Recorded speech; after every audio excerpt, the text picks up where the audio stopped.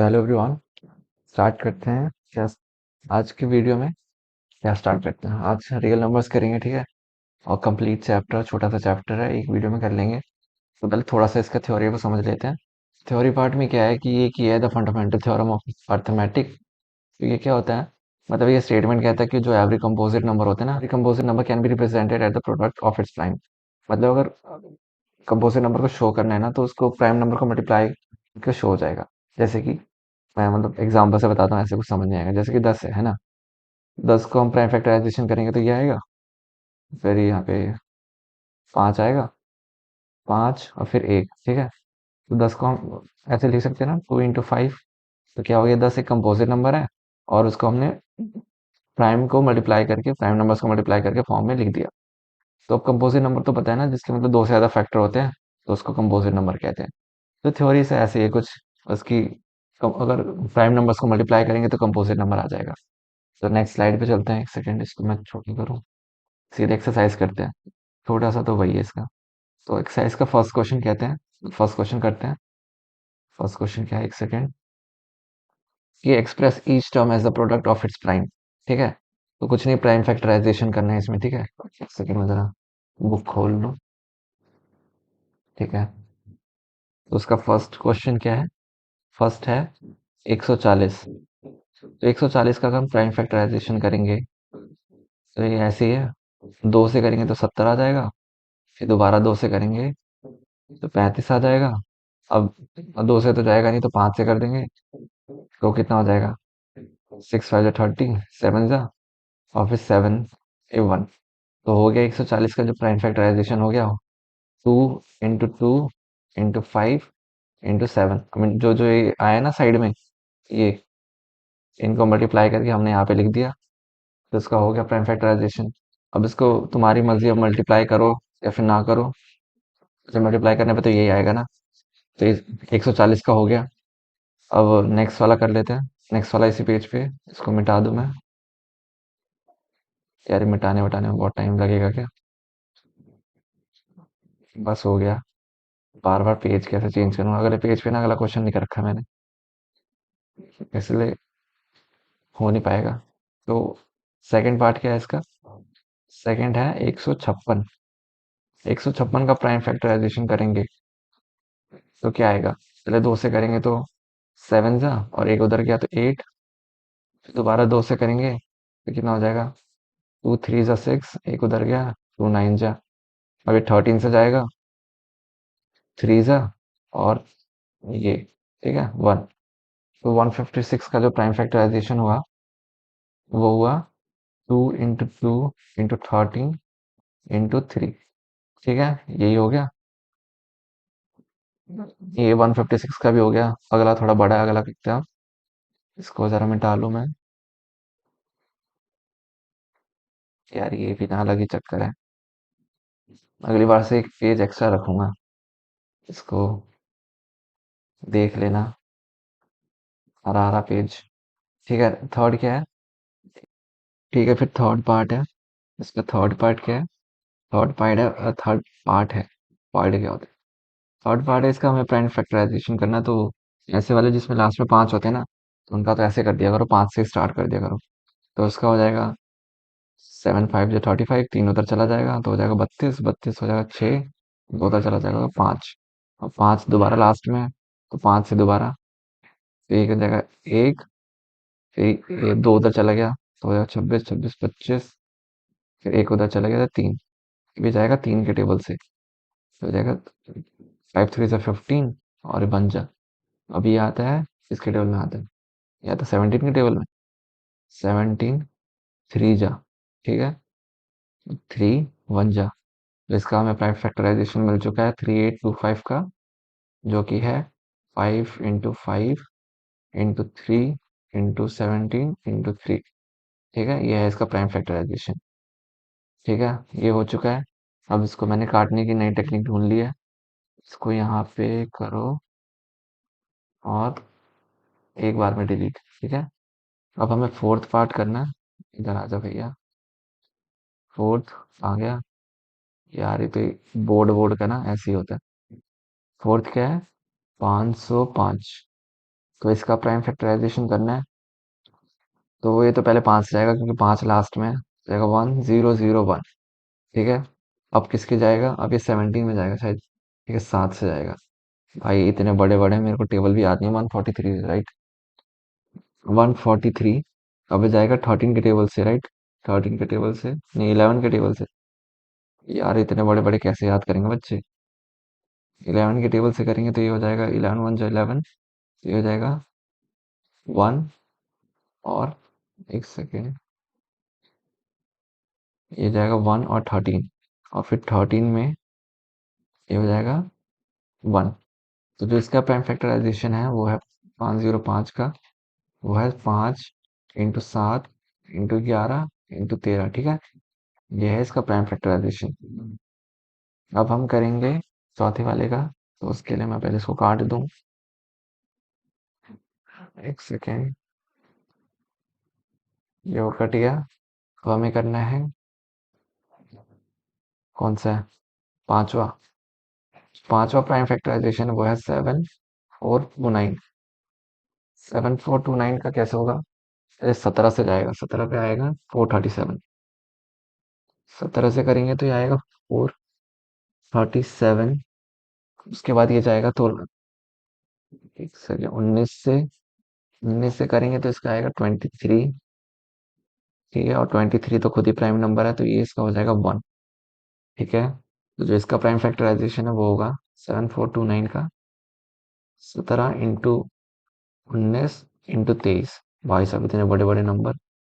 ठीक है, तो ये ऐसे ही है, इतने बड़े बड़े तो पता नहीं क्यों दे देते हैं। तो अब करते हैं हम नेक्स्ट क्वेश्चन। तो अब करेंगे हम क्वेश्चन नंबर 2। कहाँ पहुंच गए। क्वेश्चन नंबर 2 है कि क्या है। क्वेश्चन नंबर 2 अच्छा, फर्स्ट पार्ट करेंगे पहला। तो क्वेश्चन नंबर 2 क्या, find the LCM and HCF of the following pairs integers and verify LCM into HCF is equal to product of the two numbers. तो क्वेश्चन में क्या है कि जैसे कि दे रखा है 26 और 91। तो हमें तो पहले इन दोनों का एलसीएम और एचसीएफ निकालना है। और जो एचसीएफ और एलसीएम का आंसर होगा उन दोनों को मल्टीप्लाई करेंगे और इन दोनों को मल्टीप्लाई करेंगे तो सेम आंसर होगा, सेम वैल्यू आएगी। तो ये वेरीफाई करके देखना हमें। तो पहले एलसीएम निकाल लेते हैं दोनों का। तो एलसीएम आएगा 26 और 91 का। तो पहले तो देखेंगे क्या दोनों किसी सेम टेबल में आते हैं। दोनों 13 के टेबल में आते हैं। 13 टू जा और 13 7 जा। ठीक है, उसके बाद तो ये दोनों अलग अलग हैं। तो 1 7 7 1 और 1। फिर ये इनके एलसीएम आ गया। एलसीएम को हम लिखेंगे ऐसे 13 इंटू 2 इंटू 7। ठीक है, तो जाएगा 26 इंटू 7। तो ये जाएगा 742। 4 7 2 14 182। ठीक है, अभी इनका एलसीएम आ गया। सेकंड है यार, ये नीचे जा सकता है क्या। ये नीचे पता नहीं जा सकता, नहीं जा सकता। एलसीएम तो हमारा ये आ गया। ये इतनी पार्ट मिटा देता हूँ मैं, इसकी जरूरत नहीं है क्योंकि एचसीएफ निकालना हमें। ये नोट कर लेना अगर करना हो तो। एलसीएम तो आ गया। अब एचसीएफ का तो मैं शॉर्ट फॉर्म बताता हूँ। जो एचसीएफ होता है ना, जैसे कि 26 और 91 का निकालना है ना एचसीएफ। पता नहीं बंदे कैसे कैसे निकालते हैं, मैं शॉर्ट फॉर्म बताता हूँ। पहले देख लो दोनों किसी सेम टेबल में आते हैं। और दोनों किसी सेम टेबल में, जैसे 13 के टेबल में आते हैं। 2 और 7 है ना, ये आ गया। अब देखो ये दोनों किसी भी एक नंबर के टेबल में नहीं आते। तो बस इतना हो गया। ठीक है, तो जो ये आंसर है ना, यही हमारा एचसीएफ है। ठीक है, एचसीएफ। जब अगर दोनों की जो ये नंबर आए हैं दोनों किसी एक टेबल में ना आए, तो जो यहाँ पे आंसर है, तो वही अगर मान लो यहाँ पे एक और नंबर होता है इसके ऊपर, तो उन दोनों को मल्टीप्लाई कर देते। तो यहाँ पे एक ही नंबर है, इसलिए यहाँ पे इसका एचसीएफ 13 हो गया। या फिर इसका एक और तरीका होता है ऐसे, 26 करके 91, जो कि मुझे तो बेकार लगता है। पता नहीं शायद कितने बार में आएगा। जो भी है इसको छोड़ो, मैं नहीं करना चाहता ये नंबर। ठीक है, एक और नंबर, जैसे एक और आगे क्वेश्चन करेंगे ना तो समझ में आ जाएगा। तो इसका एचसीएफ तो 13 आ गया। तो एलसीएम आया था 182 और एचसीएफ आ गया 13। अगर थर्ड जो प्रोडक्ट ऑफ ये जो वो दे रखा है LCM into HCF is equal to product of two numbers, ये वेरीफाई करके देख लेते हैं। तो प्रोडक्ट ऑफ चलो एलसीएम इंटू एचसीएफ कितना आएगा, 130 इंटू 182, ये हो जाएगा 26 इंटू 91। ठीक है, तो ये 13 इंटू 182 कितना आएगा, 23, क्या, 2366 में मल्टीप्लाई करके नहीं देख रहा, और ये भी इतना ही आएगा। ठीक है, मल्टीप्लाई करके देख लेना, दोनों वैल्यू सेम आएगी, इसलिए हमारा ये वेरीफाई हो चुका है। अब इसका हम सेकंड पार्ट करते हैं। तो इसका आप सेकंड पार्ट करते हैं, और सेकंड पार्ट भी बहुत आसान है। तो सेकंड पार्ट क्या है, तो पहले इसका तो एलसीएम निकाल लेते हैं। तो एलसीएम ऑफ में क्या निकालना है, 510 और 92 का। तो एलसीएम यहाँ पे साइड में निकाल लूँ, 510 और 92 का। तो पहले तो देखते हैं, दो दो के टेबल में दोनों आते हैं। ये हो जाएगा 2, एक उधर गया तो हो गया 5, एक उधर गया तो हो गया 5, 255, और ये कितना हो जाएगा, 46। अब दोनों अलग अलग टेबल में आते हैं, तो पहले 5 से इसको काट देते हैं, तो हो जाएगा 5, एक, ये 46 ही रहेगा। अब 51 किसके टेबल में आता है, ये आता है 3 के टेबल में, तो ये हो जाएगा 17, 46 एज इट इज रहेगा। 17 तो प्राइम नंबर है, तो हो जाएगा 1, और ये 46। अब 46 आता है 2 के टेबल में, तो हो जाएगा 1 और 23, 23 फिर प्राइम नंबर, तो हो जाएगा 1 और 1 हो जाएगा, यहाँ पे भी 23 का लिख रहा हूँ मैं, इसको यहाँ पे काट के ये भी 1 हो जाएगा। ठीक है, 1,1, तो जो इसका एलसीएम आएगा, एलसीएम इधर कर दूंगा, एलसीएम ऑफ इन दोनों का हो जाएगा 2 इंटू 5 इंटू 3 इंटू 17 इंटू 23। ठीक है, ये अलग है, इतना हमारा एलसीएम है, और इसको मल्टीप्लाई करने पे एलसीएम क्या आ रहा था, का 23460। ठीक है, इन सबको मल्टीप्लाई करोगे तो ये एलसीएम आ जाएगा। अब इसका एचसीएफ में, जैसे मैंने शॉर्टकट बताया था ना एचसीएफ का, बड़ा आसान सा होता है। तो इन दोनों को पहले ऐसे लिख लो, 510 और 92। अब देखो दोनों किसके टेबल में आते हैं, दोनों 2 के टेबल में आते हैं ना, 2 का करा तो आ जाएगा 255, और ये हो जाएगा 46। अब ये दोनों किसी एक टेबल में नहीं आते, ठीक है, दोनों किसी सेम टेबल में तो आते नहीं है ना, तो ये बस एचसीएफ इसका हो गया 2, एचसीएफ ऑफ इनका क्या हो गया 2। अब जो ये हमारा वेरीफाई करना था, वेरीफाई यहाँ पे कर लो, जो वेरीफाई वाला पार्ट है, वेरीफाई, तो एलसीएम इंटू एचसीएफ, मतलब 23460 इंटू 2 इक्वल्स टू 510 इंटू 92 आना चाहिए। ठीक है, तो इन दोनों को मल्टीप्लाई करेंगे तो क्या आएगा, एक नंबर आएगा, क्या नंबर आता है, वैसे सेम ही आएगा, करके देख लेना यार, मल्टीप्लाई करके देख लेना, सेम ही आएगा, इतनी बड़ी कैलकुलेशन क्या करनी। ठीक है, अब तो इसका थर्ड पार्ट करें, इसको पहले काट लेता हूँ मैं। सो अब करते थर्ड पार्ट इसका। थर्ड पार्ट है, यहाँ से करते हैं third part. Third part, pen की इंक बहुत मोटी कर ली है मैंने, 336 और 54। तो इसका तो पहले एलसीएम निकालेंगे, एलसीएम इसका आएगा 336, 54। ये हम 2 के टेबल में जाएंगे तो हो जाएगा 1, तो 6, फिर 8, हो जाएगा 20 और 7। ठीक है, तो दोनों किसी एक के टेबल में आते हैं, 3 के टेबल में आता है अभी दोनों, तो ये हो जाएगा 5, और एक उधर गया तो टाटा 18 का 6, ये हो जाएगा 9। तो अब दोनों किसी एक टेबल में तो आते नहीं है, तो हो जाएगा 28, सही है ना, और ये तो 9 ही रहेगा, और फिर ये हो जाएगा 14, दोबारा 2 से कर रहे हैं तो ये 9, फिर दोबारा क्या हो जाएगा 7, ये 9, इस 7 का तो हो जाएगा 1, 9, 3, 1, 3, 3 का 1, 1। तो जिसका एलसीएम आ रहा है, एलसीएम आ जाएगा इसका 2 इंटू 3 इंटू 2 इंटू 2, कितने 2 हैं, 1, 2, 3, फिर है 7 इंटू 3, और फिर एक नीचे 3 लिख देता हूँ। ठीक है, तो इसका जो एलसीएम मल्टीप्लाई करने पे आएगा, काफी बड़ा आ रहा है, 3024, 3024। अब देखो इसका एलसीएम एचसीएफ कितना आसान हो जाएगा, एचसीएफ कहाँ, यहाँ निकाल दूं क्या, एचसीएफ बहुत छोटा सा है इसका एचसीएफ, मतलब जैसे मैंने बताया ना, बहुत छोटा है उसका तरीका। 54। तो ये तो पहले 2 से कटेगा, तो 2 से कटेगा तो हो जाएगा 1608 हो गया था, फिर 27।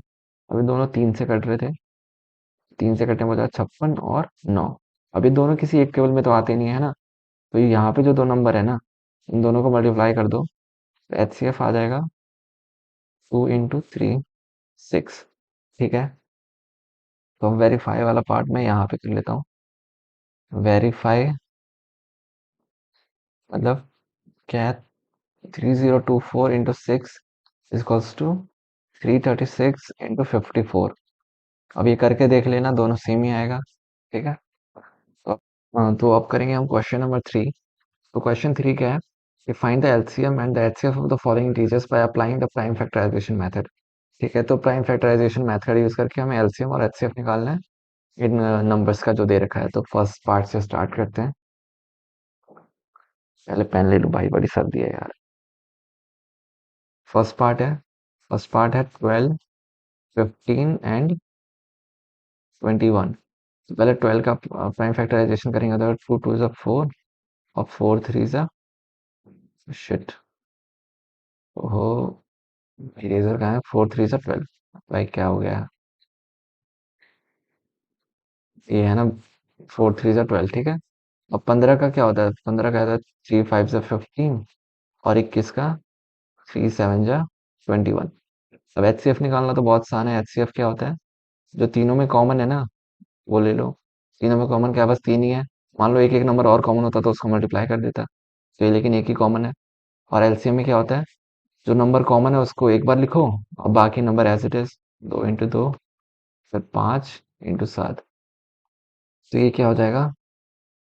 3 2 6, 6 5 30, 32 60, 67 कितना आंसर आया था इसका? 420। ठीक है, 420 एलसीएम और एचसीएफ आ गया। अब इसका सेकंड पार्ट करते हैं। इसको जरा मैं मिटा लूं पहले यार। इस एक सेकंड हो जाओ, एक सेकंड बस। ठीक है, इसका सेकंड पार्ट क्या है? सेकंड पार्ट है 17, 23 एंड 29। ठीक है, तो 17 का तो यार क्या हो जाए? 17 × 1। 23 का 23 × 1 और 29 का 29 × 1। तो एचसीएफ क्या है? एचसीएफ क्या होता है? Highest common factor. तो कॉमन इनमें बस वन ही है, वन हो गया। और एलसीएम क्या हो जाएगा? 17 × 23 × 29। तो इसको मल्टीप्लाई करने पे क्या आएगा? 11339, 11339। यार मैं कैलकुलेशन मतलब देख ले रहा हूँ, इतना कौन ही याद करेगा। ठीक है, तो ये एलसीएम आ गया और ये एचसीएफ आ गया। तो बहुत आसान आसान क्वेश्चन है। अब थॉट करते हैं।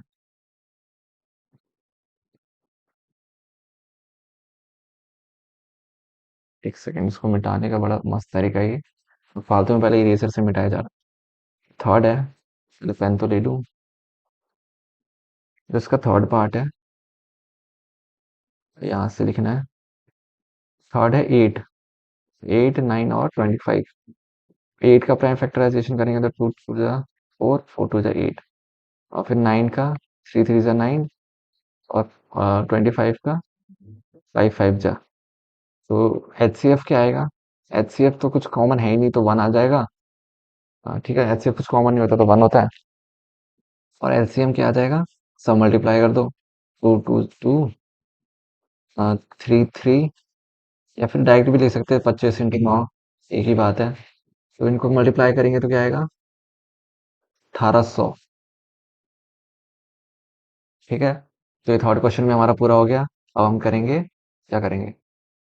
करेंगे फोर्थ क्वेश्चन। तो फोर्थ क्वेश्चन है, फोर्थ क्वेश्चन में हमें दे रखा है जैसे एचसीएफ दे रखा है 2 नंबर का और एलसीएम हमें बताना उन 2 नंबर का। तो हमने एक प्रॉपर्टी पढ़ी थी ना यार, आसान सा तो क्वेश्चन है ये। इसको जरा मैं पेन सेलेक्ट कर लूँ।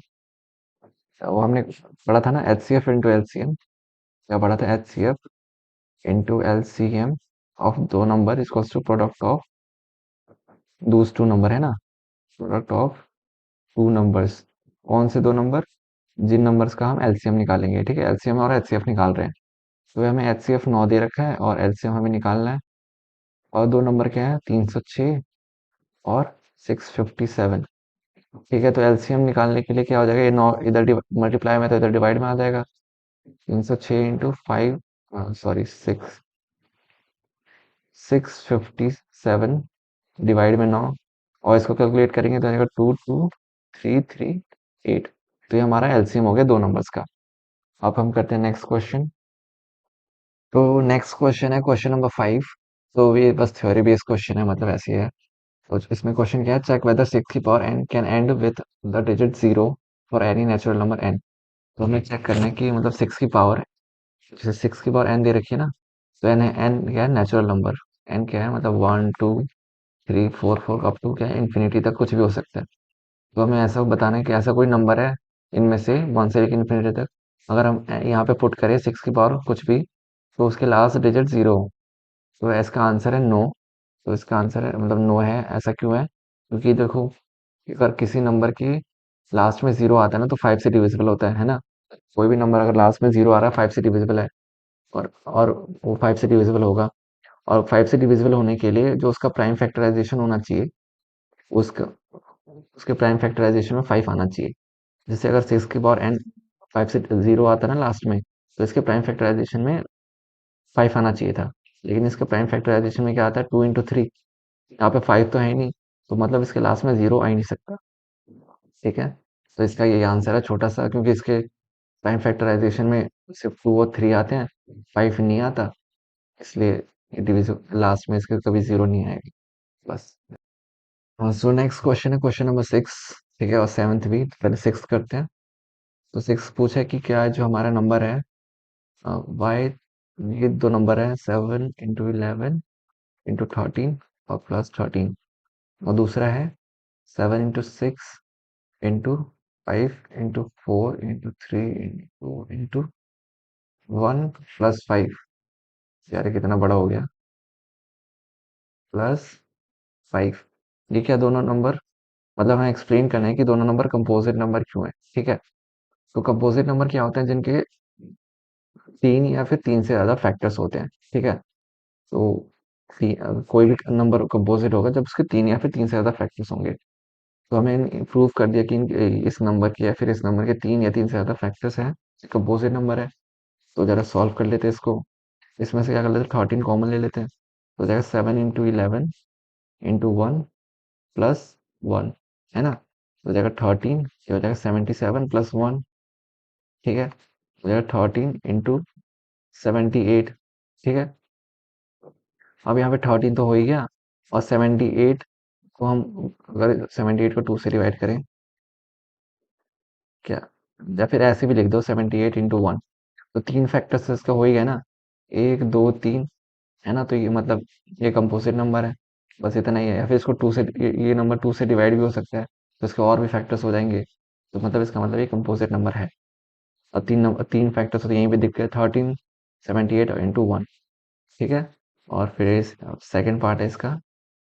इसमें से भी अगर हम 5, यहाँ पे 5 है ना, तो अगर मैं 5 कॉमन ले लूँ, 5 हो जाएगा 7 into 6 into 4 into 3 into 2 into 1 ठीक है, तो ये हो जाएगा 7 6 42। ये अंदर क्या आएगा मल्टीप्लाई करने के बाद, अंदर मतलब काफी 7 6 42, 42 4 जा 8, 16 168 इंटू 3 इंटू 6 कर देता हूँ ना सीधे। 168 इंटू 6, 8 6 जा 48, 4 6 जा 36, 40, 4, ये हो गया 1009। ठीक है, मैंने 1 ऐड भी कर दिया। ठीक है, तो 5 इंटू 1009 तो यही हो गया, इंटू 1, ये 3 फैक्टर्स हो ही गए, और इसके और भी फैक्टर्स होंगे, है ना। तो ये हमारा क्या हो गया, कंपोजिट नंबर हो गया। ठीक है, अब हम करते हैं क्वेश्चन नंबर 7। क्वेश्चन नंबर 7, इसको मैं मिटा देता हूँ एक सेकंड। क्वेश्चन नंबर 7 इसमें आधा छपा हुआ है। पहले मैं किच किच, कोई ना कोई आ ही जाता है। तो एक जो है, या सोनिया 18 मिनट लेती है ग्राउंड कवर करने में, और रवि 12 मिनट लेता है। ठीक है, तो हमें बताना है कि दोबारा ये स्टार्टिंग पॉइंट पे, इस वाले पॉइंट पे दोबारा कब मिलेंगे। तो ऐसे क्वेश्चन में क्या करना होता है ना, बस एलसीएम निकाल दो दोनों दोनों नंबर का। ठीक है, दोनों नंबर का एलसीएम निकालेंगे तो ये 2 से हो जाएगा 9, 6, 3 से हो जाएगा 3 और 2, 3 में 1 2 2 1 1। तो इसका जो एलसीएम हो जाएगा और 2 इंटू 3 इंटू 2 तो क्या हो जाएगा 6, 6 जा 36। तो 36 मिनट के बाद ये दोबारा पॉइंट ए पे मिल जाएंगे। तो इसके साथ एक्सरसाइज 1.1 खत्म हो जाती है, तो 1.2 करेंगे। तो हेलो एवरीवन, अब हम करेंगे एक्सरसाइज 1.2। 1.2 का पहला क्वेश्चन है कि prove that root 5 is irrational number. ठीक है, तो ऐसे क्वेश्चंस करने के लिए इनका मतलब एक बेसिक मेथड होता है, उस मेथड से ही सारे क्वेश्चन हो जाते हैं। क्या होता है, जो भी रैशनल नंबर को मतलब इरेशनल प्रूफ करना होता है ना, उस नंबर को पहले हम मान लें कि वो रैशनल है, अज्यूम कर लेंगे और फिर अपने अजम्पशन को रॉन्ग कर देंगे कि हमने गलत सोचा था। ठीक है, तो फिर वो अजम्पशन कॉन्ट्राडिक्ट हो जाती है, तो उससे प्रूव हो जाता है कि इरेशनल है। मैं करके दिखा देता हूँ, फिर अच्छे से समझ आ जाएगा। जैसे कि पहला है रूट 5 को इरेशनल प्रूफ करना है। फर्स्ट क्वेश्चन है, ये क्या हो गया, एक सेकेंड, गॉट इट। अपनी क्या आता है, तो पहला है कि let root 5 be a rational number. इसको पहले रैशनल नंबर ले लेते हैं, मतलब समझ लेते हैं, क्योंकि हमने इसको रैशनल नंबर समझा है। तो कोई भी रैशनल नंबर को हम ए बाई बी के फॉर्म में लिख सकते हैं ना, पी अपॉन क्यू कह लो या फिर ए बाई बी कह लो। यार ये कुत्तों को क्या हो गया। ठीक है, तो हम रूट 5 को लिख सकते हैं ए बाई बी वेयर, या फिर पी बाई क्यू, जो भी कह लो, ये ठीक नहीं लग रहा क्या, ए। ठीक है, तो जहाँ पे b not equals to zero होता है और जो ए एंड बी होते हैं, a and b are coprime. ठीक है, को प्राइम क्या होता है, को प्राइम मतलब कि ए और बी के सिर्फ जो कॉमन फैक्टर होंगे सिर्फ वन होगा, जो ए और बी के बीच में कॉमन होगा वो ओनली वन होगा, तो और कोई नंबर इनके बीच में कॉमन नहीं है। ठीक है, तो हमने रूट 5 इक्वल्स टू हो गया ए बाई बी। ठीक है, तो अब दोनों साइड को हम स्क्वायर कर देते हैं। रूट 5 का स्क्वायर ये क्या हो जाएगा, यहाँ पे लिख देता हूँ, 5 equals to A square upon में B square. B square root 5 का स्क्वायर 5 हो गया, तो अगर मैं बी स्क्वायर को इस साइड ले जाऊँ तो हो जाएगा 5 बी स्क्वायर इक्वल्स टू एक ए स्क्वायर। ठीक है, तो इस जो यहाँ पे एक इक्वेशन आई है 5b square to A square, इसका मतलब ये है कि जो ए स्क्वायर है वो डिविजिबल होगा 5 से, है ना, क्योंकि 5 इंटू आ रहा कुछ, तो ए स्क्वायर डिविजिबल होगा 5 से। इसका मतलब ये है कि जो ए है वो भी डिविजिबल होगा 5 से। ठीक है, यहाँ से हमें ये वो मिल रही है। तो यहाँ से हम समझे कि ए डिविजिबल है 5 से, तो ए को हम ऐसे लिख सकते हैं, a equals to 5m। M कोई इंटीजर होगा, ठीक है, where m belongs to integer. ठीक है, तो इस इक्वेशन में हम m को पुट कर देते हैं a की जगह 5m। ठीक है, तो यहाँ पे मैं करता हूँ नीचे 5b square equals to a की जगह मैंने पुट कर दिया, यहाँ पे a स्क्वायर था ना, तो पहले a स्क्वायर फिर 5b square equals to 5m का होल स्क्वायर। ठीक है, तो इधर कर दूं मैं, यहाँ पे तो 5b स्क्वायर इधर हो गया, और ये 5m का होल स्क्वायर करेंगे तो हो जाएगा 25m स्क्वायर। अब ये 5 और 25 कट गया तो हो जाएगा b square equals to 5m square. ठीक है, तो ये हमारे पास एक और इक्वेशन आ गई, ये हमारे पास इक्वेशन 1 थी और ये इक्वेशन 2। तो इक्वेशन 2 से क्या पता चल रहा है कि जो वो है बी है वो भी 5 से डिविजिबल होगा, क्योंकि 5 मल्टीपल में आ रहा है इसके। ठीक है, तो यहाँ से क्या पता चल रहा है, बी भी 5 से डिविजिबल है, बिकॉज तो हमारे पास कॉन्ट्राडिक्टरी हो गया, क्योंकि ए और बी जो है दोनों 5 से डिविजिबल आ रहे हैं ना, यहाँ पे ए 5 से डिविजिबल था और यहाँ पे बी 5 से डिविजिबल है, लेकिन यहाँ पे हमने ए और बी तो को प्राइम लिए थे। ठीक है, और को प्राइम का मतलब होता है कि कोई सिर्फ कॉमन नंबर वन हो सकता है, मतलब कॉमन फैक्टर सिर्फ इनका वन हो सकता है और कोई नंबर नहीं हो सकता। तो इसलिए ये क्या है, root 5 is a irrational number. ये हमारी अजम्पशन रॉन्ग हो गई कि ए और जो रूट 5 है वो है रैशनल नंबर, इसलिए रूट फाइव इज इरेशनल। ठीक है, समझ आ गया ना? अभी बी जो फाइव है, फाइव भी, फाइव भी फैक्टर हो गया बी का, और यहाँ पे फाइव जो है ए का भी फैक्टर हो गया, तो दोनों का फैक्टर तो नहीं हो सकता ये, क्योंकि दोनों कोप्राइम है, इसलिए फाइव रूट फाइव इरेशनल है, क्योंकि इसने ये कंडीशन कॉन्ट्राडिक्ट कर दी। ठीक है, अब इसका नेक्स्ट पार्ट करते हैं। नेक्स्ट पार्ट करने के लिए पहले इसको मैं काट दूं।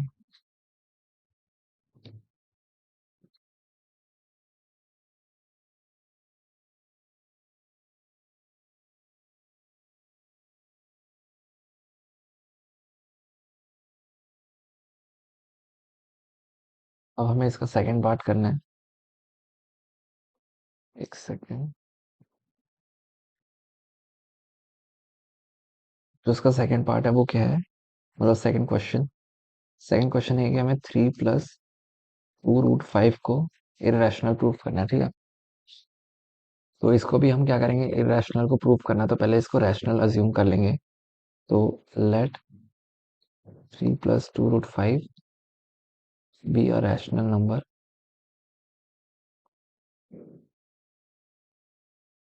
ठीक है, क्योंकि इसको हमने रैशनल अज्यूम किया, तो थ्री रूट टू फाइव को, three three plus two root five को ए बाई बी के फॉर्म में लिख सकते हैं, where b not equals to zero and a and b are को प्राइम।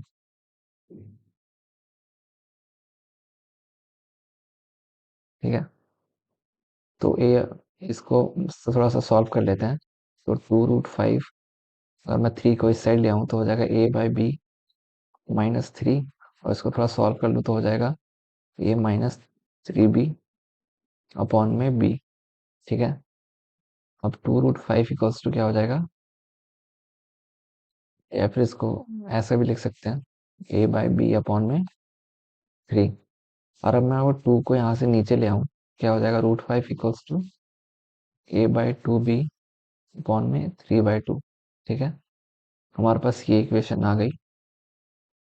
अब ये इक्वेशन से हमें क्या पता चलता है कि, क्योंकि ए बाई जो बी था वो तो रैशनल नंबर है, तो ए बाई टू भी एक रैशनल नंबर होगा, और थ्री बाई टू तो एक रैशनल नंबर है ही, तो जो ये पूरा होगा ये भी एक रैशनल नंबर है ना? ये रैशनल नंबर है, तो रूट फाइव भी एक रैशनल नंबर होना चाहिए, लेकिन हमें पता है कि रूट फाइव तो इरेशनल नंबर है ना? तो यहाँ पे जो कंडीशन है वो कॉन्ट्राडिक्ट हो गई। समझ आया कि जैसे कि ए बाई बी तो रैशनल था, तो ये पूरा भी रैशनल नंबर होना चाहिए।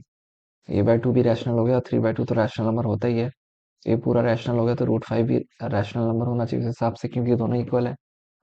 लेकिन हमें पता है कि रूट फाइव तो इरेशनल नंबर होता है, भी हमने पिछले क्वेश्चन में प्रूफ करा है। तो इसलिए क्या हमें कंडीशन, हमारी जो अजम्पशन थी वो रॉन्ग हो गई, और हमारा क्या होगा कि वो है, इसको एक second, three plus two root five है इज ए रैशनल नंबर।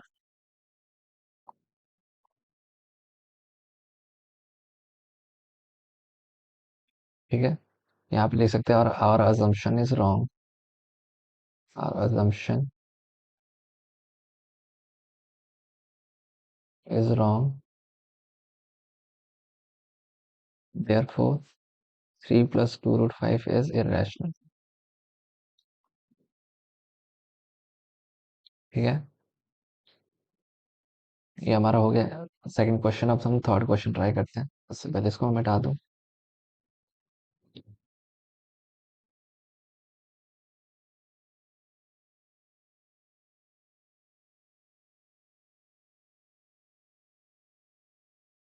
जो थर्ड क्वेश्चन है, एक सेकंड पेन तो ले लूं। हाँ, थर्ड क्वेश्चन के तीन पार्ट हैं, तो थर्ड क्वेश्चन का फर्स्ट पार्ट करते हैं कि वन बाय रूट टू। ठीक है, जो वन बाय रूट टू है,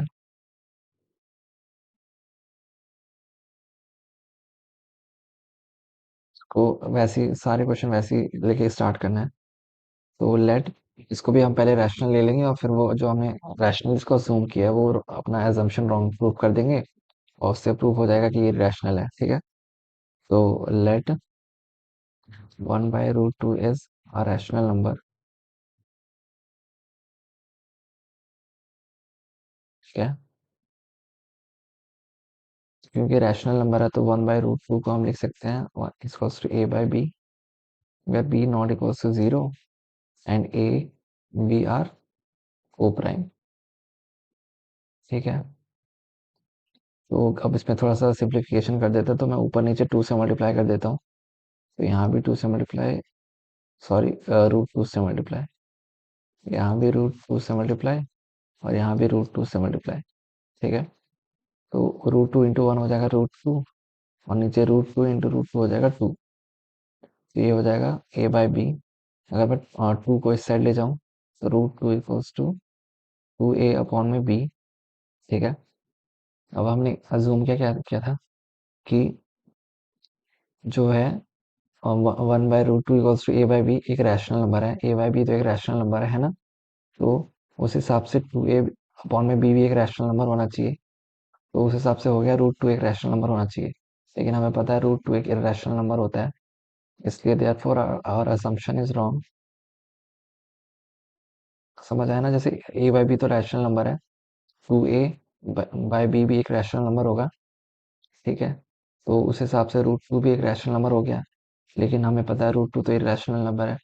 दोनों assumption जो है कॉन्ट्राडिक्ट हो गए, इसलिए हमें हमारी assumption रॉन्ग हो गई। Therefore 1/√2 is also our assumption, our assumption is wrong,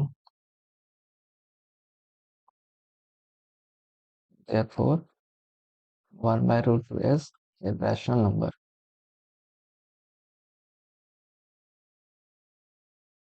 ठीक है, अब इसका नेक्स्ट क्वेश्चन करते हैं।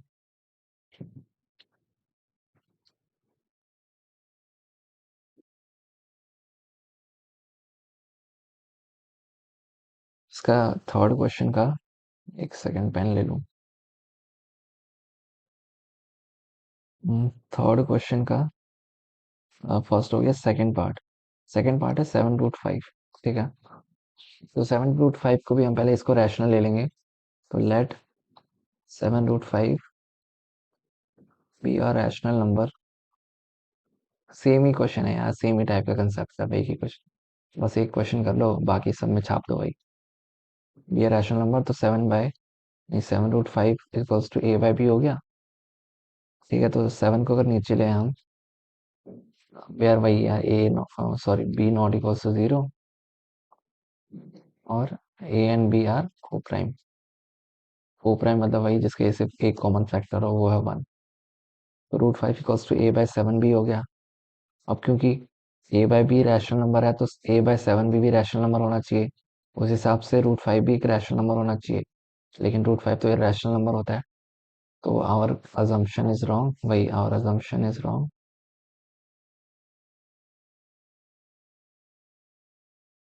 इज रॉन्ग, और कॉन्ट्राडिक्ट बोल दो। क्या है? 7√5 इज irrational, therefore 7/5 is irrational number। ठीक है, बस ये भी ऐसे ही सेम ही क्वेश्चन है यार, मतलब लास्ट पार्ट बचा हमारा, वो करते हैं।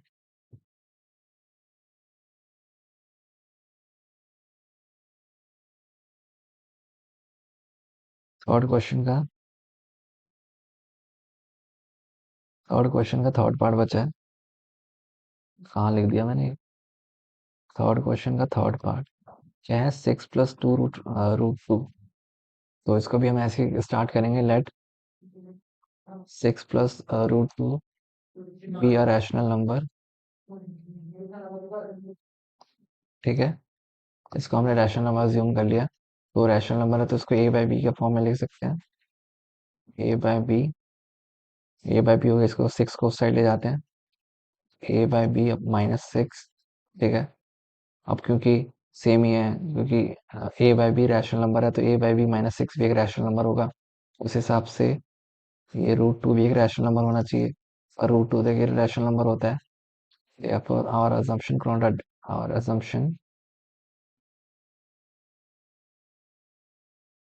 contradicts, कॉन्ट्राडिक्ट की स्पेलिंग नहीं आती, इसलिए मैं रॉन्ग लिख देता हूँ। our assumption is wrong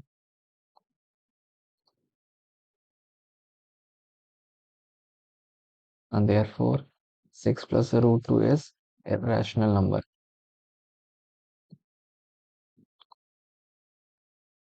ठीक है, बस यही है, सेम ही कॉन्सेप्ट, सेम मेथड है, में अप्लाई कर दो। ठीक है, तो इसके साथ हमारा चैप्टर खत्म होता है। अब अगली बार नेक्स्ट चैप्टर करेंगे। Okay bye.